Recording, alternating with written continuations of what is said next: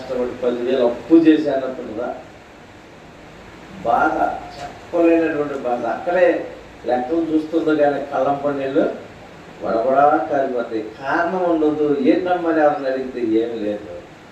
కారణం ఏంటంటే ఫలింపు లేదు. మన కష్టానికి తగినటువంటి ఫలింపు రాలా.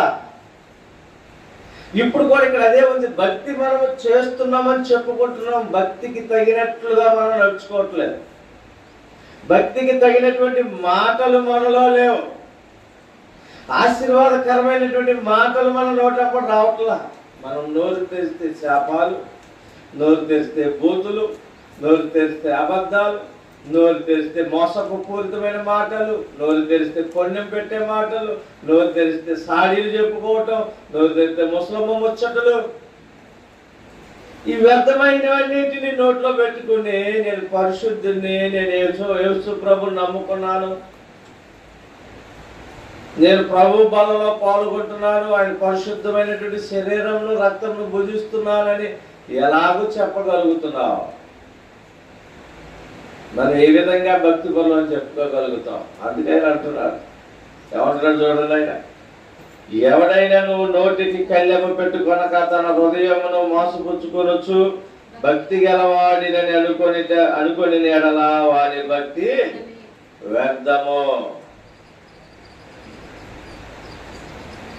ఎందుకు? అపవిత్రమైనటువంటి మాటలు, అపవిత్రమైనటువంటి క్రియలు మనలో ఉంటున్నాయి. కారణం ఏంటంటే పరిశుద్ధాత్మ దేవుని మనం ఆహ్వానించట్లేదు, మనము పాపాన్ని విడిచిపెట్టట్లేదు, పాపపు ఆలోచన విడిచిపెట్టట్లేదు. చూడండి, ఇదే అధ్యాయం యాకోబు రాసిన పత్రికలో 3వ అధ్యాయము చూడండి, 3వ అధ్యాయము 2వ వచనం చదువుకుందాం. 2 నుంచి అనేక విషయములలో మనందరము తప్పిపోతున్నాము. ఎవడైనను మాట యందు తప్పని ఎడల అట్టివాడు లోపము లేనివాడై తన సర్వ శరీరాలకు స్వాధీనపరచుకొనినట్లు శక్తి గలవాడగును.